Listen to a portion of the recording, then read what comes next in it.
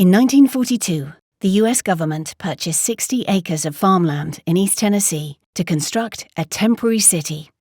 It was one of 3 secret cities across the country. Recruitment advertisements made it clear that the government were recruiting citizens in a vital mission to support the Allied war effort. The promise of jobs drew tens of thousands of people to Oak Ridge. By the end of the war, the population had grown to 75,000, and it became the 5th largest city in Tennessee.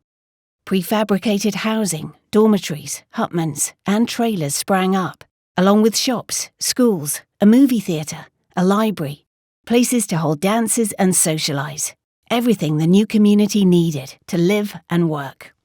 Single men and women lived in big single-sex dorms, and if you were married and had a family, you could be assigned your own house. But black workers were segregated and lived in single-sex hutments, no matter their marital status, salary, or seniority. A large percentage of the workers at Oak Ridge were women, including many young women who'd been recruited straight out of nearby high schools.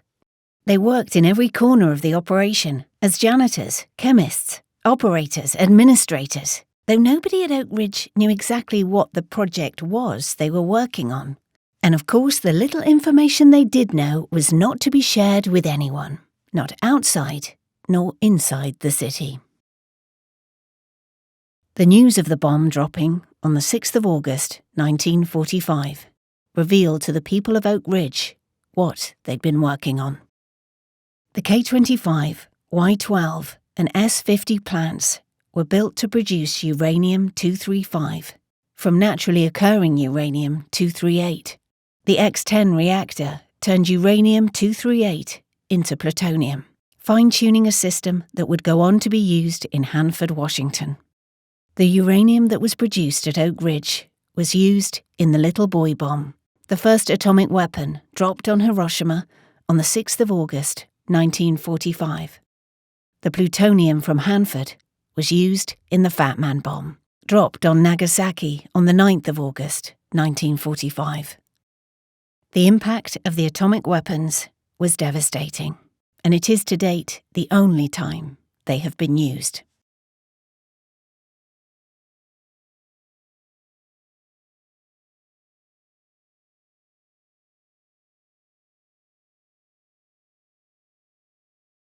Though some of the facilities were demolished, federal government projects are still a huge part of the local economy in Oak Ridge. Scientists in Oak Ridge today are working with nuclear materials for energy production, medical applications, and scientific discovery. It's hard to measure the impact of Oak Ridge and the project on the lives of the 80,000 individuals who work there.